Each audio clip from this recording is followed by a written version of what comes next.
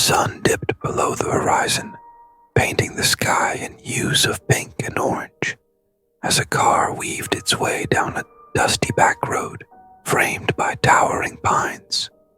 The woods stretched endlessly in all directions, their darkening shadows swallowing the faint light that lingered. Inside the car, the atmosphere was warm and lively, filled with the easy banter of friends who had known each other for years.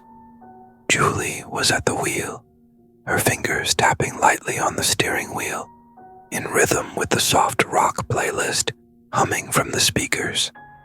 Her auburn hair was pulled into a messy ponytail, strands falling loose from the humidity of the day. In the passenger seat, Sam was unfolding a crumpled map, squinting as he tried to decipher the spidery lines and faded symbols. He was the self-proclaimed navigator, though his track record wasn't exactly flawless. "Are you sure this is the right turn?" Julie asked, glancing over, her tone more teasing than genuinely concerned. Sam nodded confidently, though the slight furrow in his brow betrayed him. "Positive. This is the road the guy at the gas station mentioned. He said the campsite's about 20 minutes from here." In the back seat, Chloe and Ben were half asleep, their heads lolling against the window and each other. Chloe's camera rested on her lap, her fingers still clutching it like a lifeline. She had been snapping pictures since they left the city, documenting every mundane moment as though it were part of some grand adventure. Ben, always the easygoing one, had barely stirred since they passed the first sign for the state forest an hour ago. The road grew narrower as they drove, the smooth pavement giving way to uneven gravel. The car jolted occasionally, stirring Ben and Chloe from their drowsy stupor. Outside, the trees seemed to press closer, their branches arching overhead like a canopy. Fireflies blinked sporadically in the underbrush, tiny points of light in the growing darkness. "This is nice," Chloe murmured, her voice thick with sleep. She lifted her camera, framing a shot of the forest through the window. The lens captured a blur of movement as the car sped past. A rabbit darting into the undergrowth, or perhaps just a trick of the light. Julie glanced in the rearview mirror, smiling. "I told you guys this would be worth it. No emails, no deadlines, just us and nature for a few days." Sam rolled up the map with a flourish and leaned back, satisfied. "Exactly. We're about to have the most relaxing weekend of our lives." The words hung in the air, unchallenged. They had planned this trip for months, marking it as a reprieve from their busy lives in the city. A weekend of hiking, campfires, and lazy afternoons by the lake. It was the kind of trip people talked about taking, but rarely followed through on. But here they were, packed into Julie's ancient Subaru, with enough snacks and gear to last a week, heading toward a campsite none of them had ever been to, but were certain would be perfect. As they rounded a bend, the car emerged into a small clearing. A wooden sign stood crookedly at the edge of the road, its weathered surface barely legible in the fading light. Fremont Pines Campground. An arrow pointed down a narrow dirt trail that disappeared into the trees. "This is it," Sam announced, triumphant. Julie turned the wheel and the car rumbled onto the trail. The air seemed different here, thicker, quieter. Even the chirping of crickets had faded, replaced by the soft rustle of leaves in the evening breeze. The headlights cast long, uneven shadows on the trees ahead, their gnarled trunks and branches forming shapes that looked almost human in the dim light. No one spoke as the car crawled forward, the sense of anticipation palpable. The campsite, when it finally appeared, was tucked into a hollow surrounded by trees, so dense they seemed impenetrable. A fire pit sat at the center of the clearing, by a couple of weathered picnic tables. Beyond it, a narrow path led deeper into the forest, its destination obscured by darkness. Julie parked the car, killing the engine. For a moment, there was silence, thick and complete, as if the forest itself were holding its breath. "Home, sweet home," Ben muttered, stretching as he climbed out of the car. His voice broke the spell, and the others followed suit, unloading bags and setting up camp with the ease of seasoned travelers. Tents were pitched, lanterns lit, and soon the clearing was bathed in a warm, flickering glow. Chloe wandered to the edge of the clearing with her camera, snapping pictures of the firelight against the trees. Sam busied himself with unpacking the cooler, while Julie and Ben worked on starting a fire. Their laughter mingled with the crackling of wood as the flames caught, sending sparks spiraling into the night sky. The air was cool but pleasant, carrying the faint scent of pine and damp earth. Overhead, the stars began to emerge, one by one, piercing through the canopy like tiny diamonds. It was everything they had hoped for, the kind of night they would look back on fondly for years to come. At least, that's what they thought. The next morning arrived in a gentle haze, the kind of soft golden light that filtered through the trees and made everything feel momentarily perfect. Birds called out from the canopy above, their songs overlapping in a peaceful, unhurried rhythm. Julie was the first to stir, stepping out of her tent and stretching in the crisp air. Dew clung to the grass, sparkling like tiny diamonds, and the faint smell of pine lingered in the cool breeze. She glanced over at the others' tents, their rounded shapes sagging slightly in the early light. Sam's was already unzipped, his hiking boots neatly placed outside. Julie smirked. He was always the early riser, often up before the sun.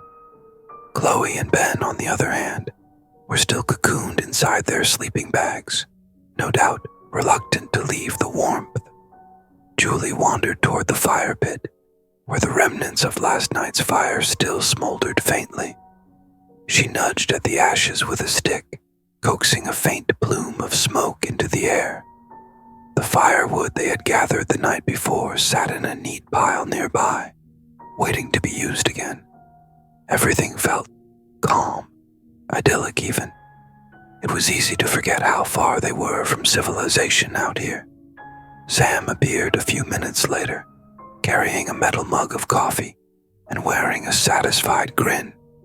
His hair was disheveled, and his fleece jacket hung loosely on his shoulders, giving him the look of someone who had already been out exploring. "Morning," he said, his voice cutting through the quiet like a gentle reminder that the day had officially begun. He took a sip of coffee and nodded toward the woods. "I walked down to the lake. It's not far, maybe 10 minutes. You should check it out later. Looks like something out of a postcard." Julie smiled. "Sounds perfect. You didn't wake the others?" Sam shook his head. "Figured they'd want to sleep in. Besides, it's nice out here like this. Peaceful." The two of them sat in comfortable silence for a while, the only sounds the occasional rustle of leaves and the chirping of crickets lingering in the undergrowth. Chloe eventually emerged, yawning and clutching her camera. Her messy bun was lopsided, and she had the dazed look of someone who hadn't quite decided to be awake yet. "Coffee," she mumbled, sitting heavily on one of the logs around the fire pit.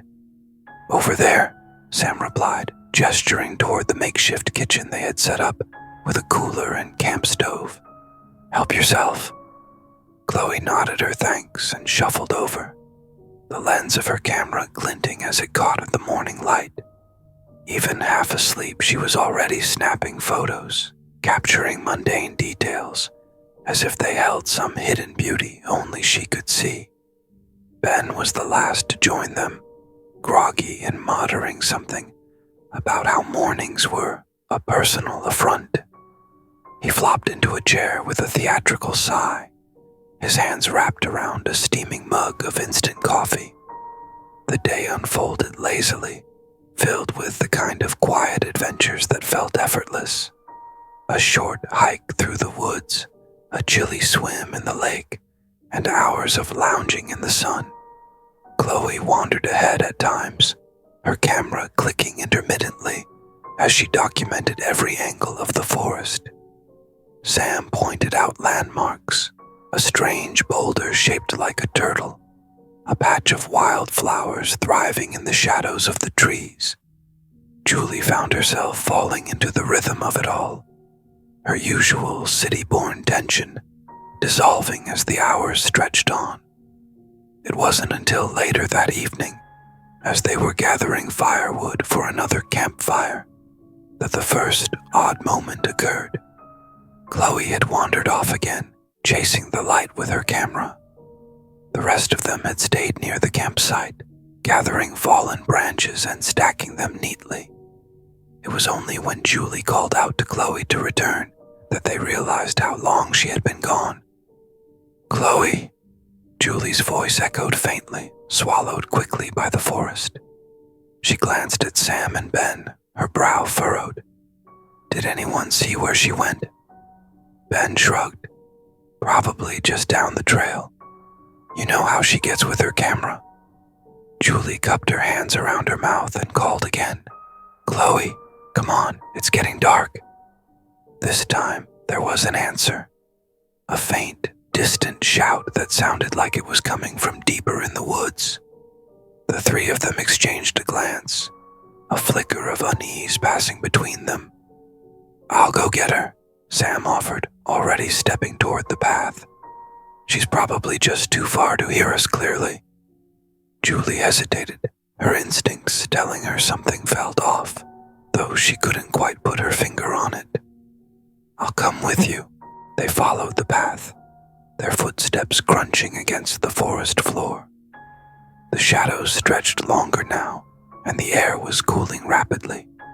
The sounds of the forest seemed muted, as if the woods were holding their breath. Julie's voice broke the silence as she called out again, her tone sharper this time. "Chloe, seriously, where are you?" Another faint shout came, closer now but still indistinct. They rounded a bend and saw her standing in a small clearing, her camera hanging limply at her side. She was staring at something just beyond the tree line, her face pale. "Chloe," Julie stepped closer, her heart picking up speed. "What's wrong?" Chloe turned slowly, her expression unreadable. I thought I saw someone." Sam frowned. "Someone? Like another camper?" She shook her head. "I don't know. It was just there, for a second, and then it wasn't." They all glanced toward the trees, where the shadows were now almost impenetrable. There was nothing there, just the faint rustle of the wind in the branches. Sam laughed nervously, breaking the tension. "It's probably just the light playing tricks," he said. "Let's head back." But as they turned, Julie couldn't shake the feeling that they were being watched. The next day unfolded with the same serene rhythm as before, though a faint undercurrent of unease lingered among them. It wasn't enough to ruin the mood. No one mentioned Chloe's moment in the woods, but it was there, unspoken, like a shadow at the edge of their thoughts. The morning passed quietly. Ben and Sam took the canoe down to the lake, their voices carrying faintly across the water as they joked and competed to see who could paddle faster. Chloe stayed behind at the campsite, meticulously organizing her photos. She had been unusually quiet, her usual playful sarcasm replaced with a distracted air. Julie tried to shake it off as leftover nerves from the night before. By mid-afternoon, the group had gathered at the edge of the lake, spreading out a blanket on the pebbled shore. The sun was high, its warmth cutting through the cool breeze that drifted off the water. Chloe lay on her stomach, idly flipping through her camera's memory, while Ben stretched out with his arms behind his head, soaking up the sun. Sam skipped stones across the surface of the lake, the ripples spreading outward in perfect, concentric circles. Julie sat a little apart from the others, staring out at the water. She wasn't sure what was bothering her. Maybe the way Chloe had avoided looking at her all morning, or the fact that every so often she caught herself glancing toward the tree line, as if expecting to see. What exactly? Nothing was there. It was just the woods. "Hey, you okay?" Sam's voice pulled her back to the moment.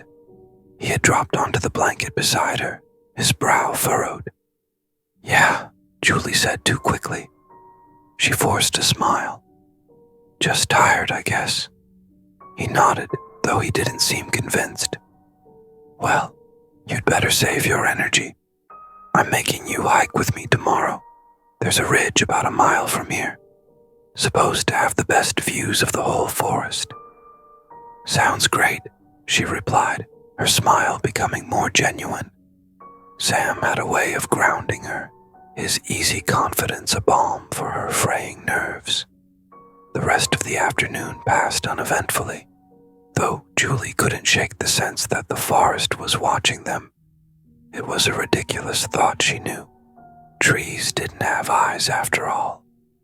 But every so often she'd catch a flicker of movement in the corner of her vision, only to turn and find nothing but swaying branches.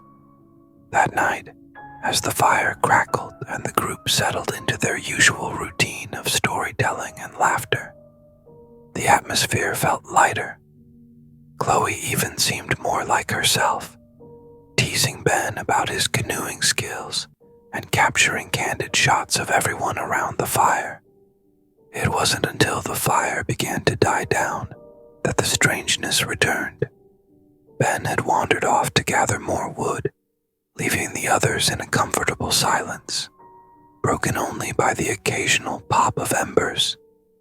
When he didn't return after several minutes, Julie frowned. "Should we check on him?"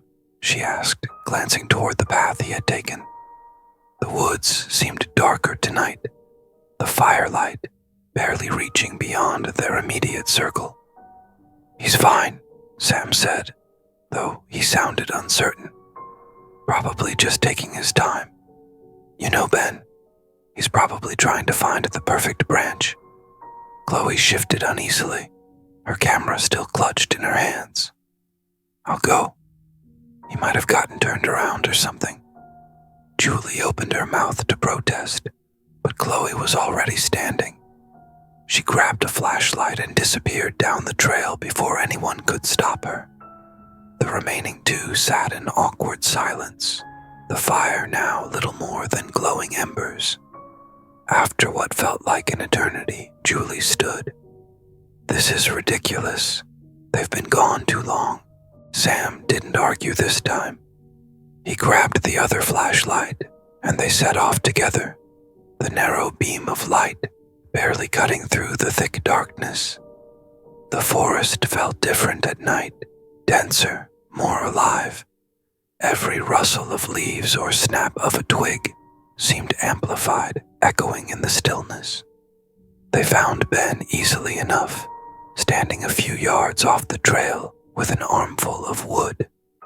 He looked startled when the light hit him, his face pale. "What are you doing?"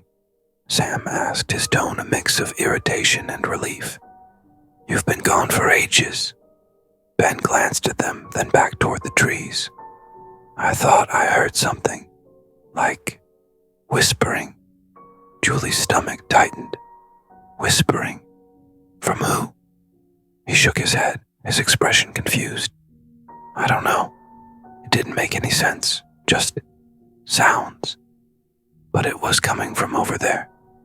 He gestured toward a patch of trees that looked no different from the rest. Julie and Sam exchanged a glance, and for a moment, no one said anything. Then Sam broke the silence with a forced laugh. "It's probably just the wind. Let's get back to the fire before Chloe comes looking for us." Ben hesitated, his gaze lingering on the darkened woods, but he nodded. They started back, their footsteps crunching against the forest floor. When they reached the campsite, Chloe was already there, sitting cross-legged by the fire. She didn't look up as they approached, her gaze fixed on the camera in her hands. "You okay?" Julie asked, kneeling beside her. "Where'd you go?" Chloe didn't answer right away.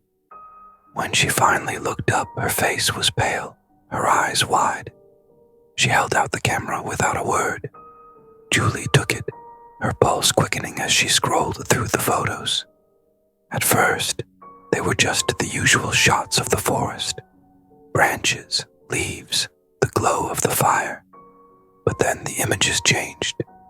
The last photo was a blurry shot of the trees, taken from what seemed like the path.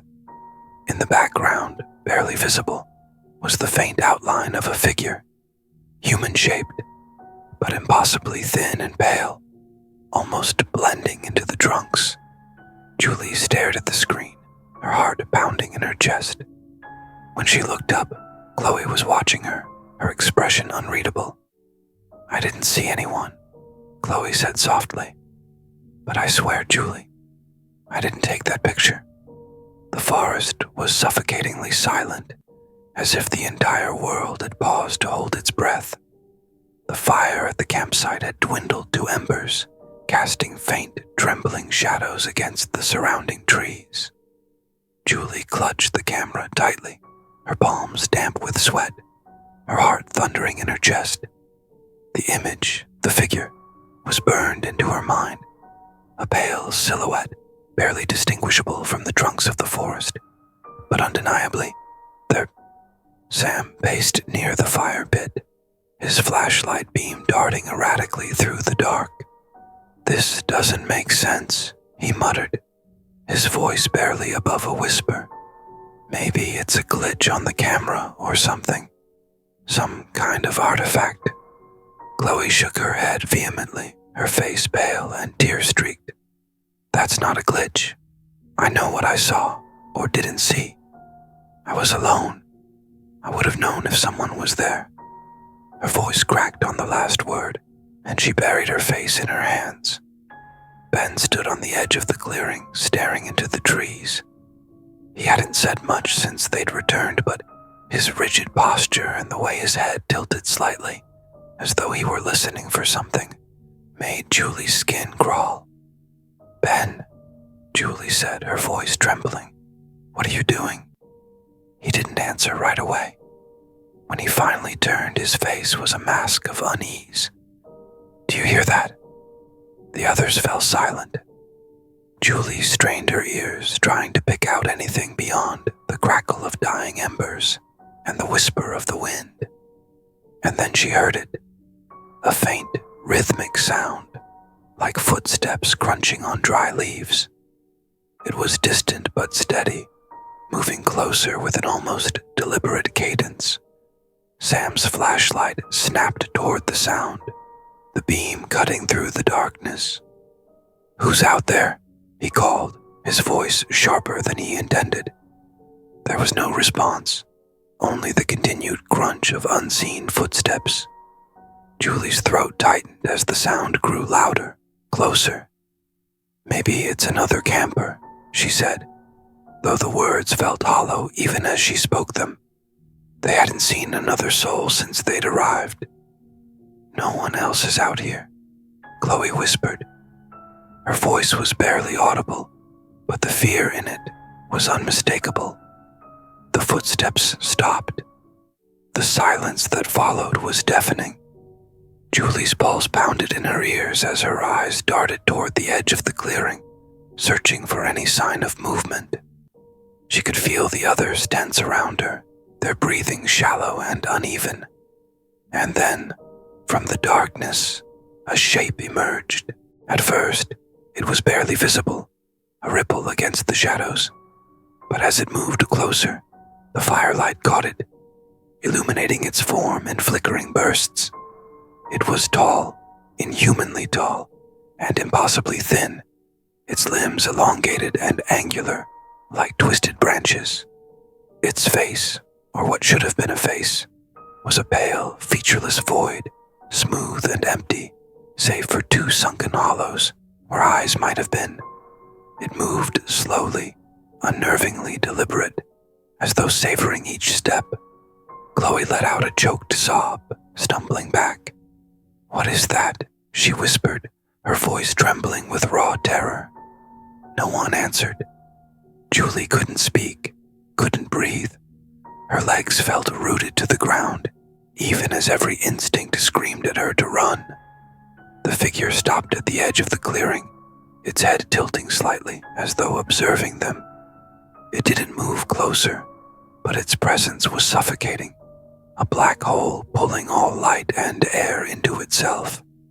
Sam raised the flashlight again, his hand shaking so badly that the beam wavered. "Stay back," he shouted, though the words lacked conviction. The figure didn't react, didn't flinch. It simply stood there, silent and immovable. Julie's grip on the camera tightened as her mind raced. They needed to move, to get out of here.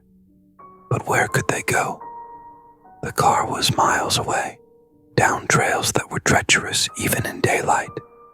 And whatever this was, it wasn't bound by the same rules they were. The figure took another step forward, and then another. Its movements were fluid, almost serpentine, as if its body didn't obey the same physical laws. The firelight reflected off its pale surface, giving it an eerie, ghostly glow. "Run," Ben said suddenly, his voice breaking through the paralysis. He grabbed Chloe's arm and yanked her toward the path. "We need to go. Now." Julie didn't need to be told twice.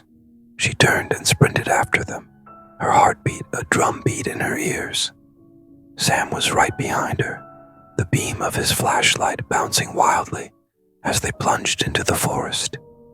Branches whipped against her face and arms, and the uneven ground threatened to trip her with every step. Behind them, the footsteps resumed, faster this time and closer.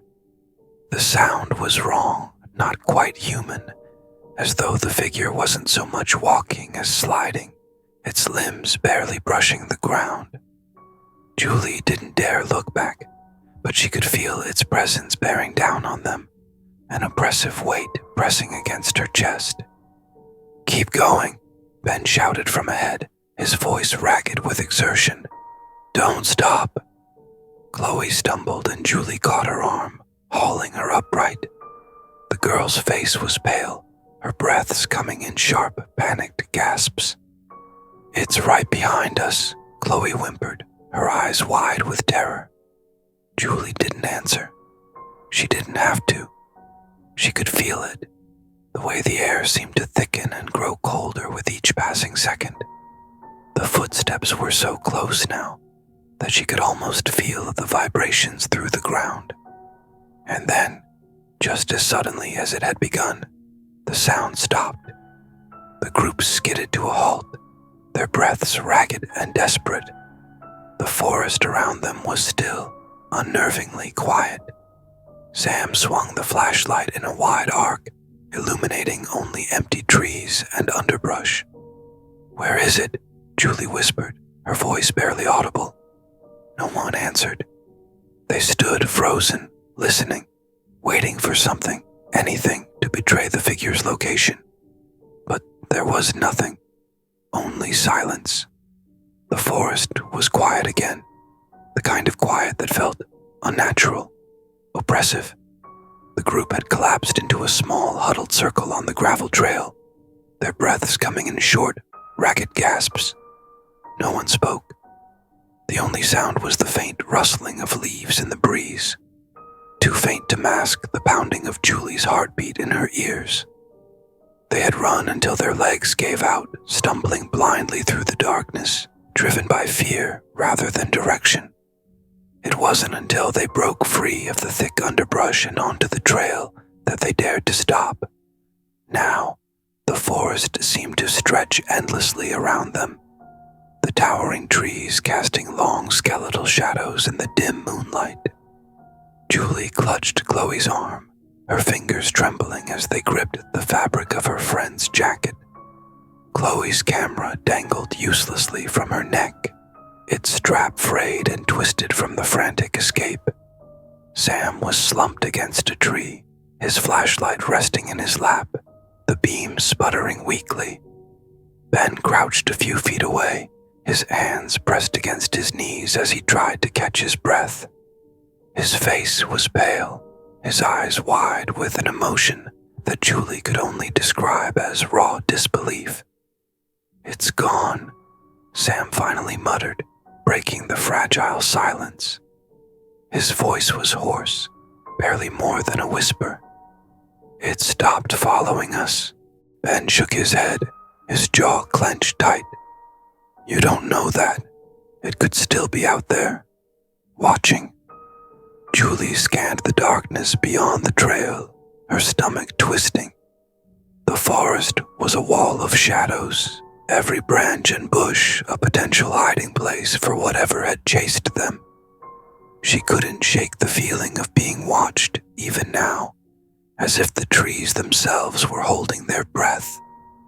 "We can't stay here," Chloe said, her voice trembling. "We have to keep moving. If it comes back." Her words trailed off, but they all understood. The thing, whatever it was, had been toying with them. That much was clear.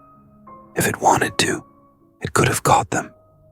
"Back to the car," Julie said, her voice firm despite the fear clawing at her throat. "We just need to get to the car." Sam nodded, pushing himself to his feet with a grunt.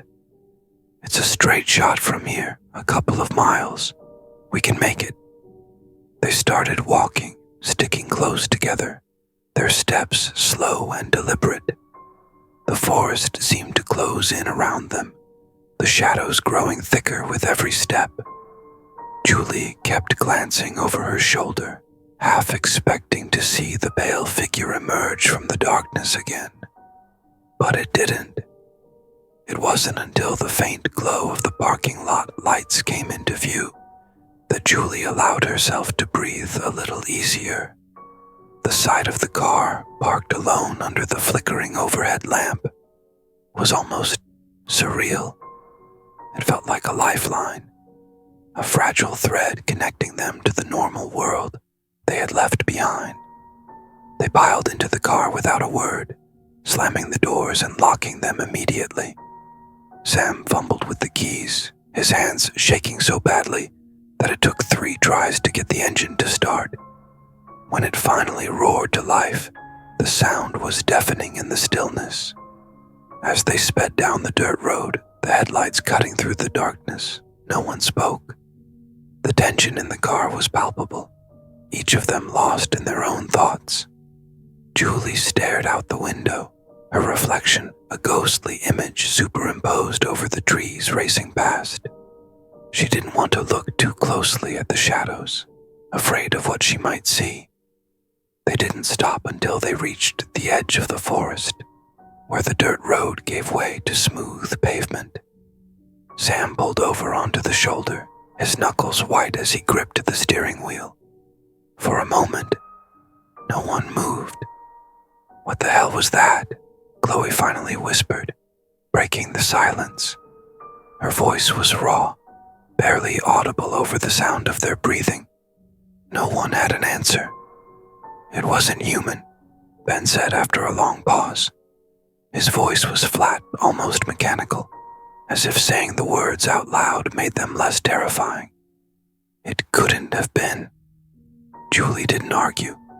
She thought of the pale figure, the way it had moved, the oppressive weight of its presence. Whatever it was, it didn't belong to this world. Chloe pulled her camera from around her neck and stared at it, her hands shaking. "The picture," she said. Maybe it's still there." She powered it on, scrolling through the images with trembling fingers. The photo was gone, In its place was a blank, gray screen, as if the memory had been wiped clean. "No," Chloe whispered, her voice breaking. "No, it was there. I saw it." Julie reached over, resting a hand on Chloe's arm. "We all saw it. It doesn't matter if the picture's gone." Chloe nodded, tears streaming down her face. But Julie wasn't sure she believed her own words. Without proof, it would be easy to dismiss what they'd seen, to convince themselves it was some kind of shared delusion, born from fear and exhaustion. But deep down, she knew better. They all did. As the car sped down the highway, the forest shrinking into the distance behind them, Julie couldn't shake the feeling that they hadn't truly escaped. The memory of the figure lingered in her mind, vivid and unrelenting. And in the silence, as the hum of the engine filled the car, she thought she could still hear it, the faint, rhythmic crunch of footsteps in the dark. They were safe, for now, but something told Julie this wasn't over. And then, from the darkness ahead, came a low, guttural sound, a noise that didn't belong to any animal Julie had ever heard. It was a growl, deep and resonant, vibrating through the trees, like a predator preparing to strike. They weren't safe, not even close.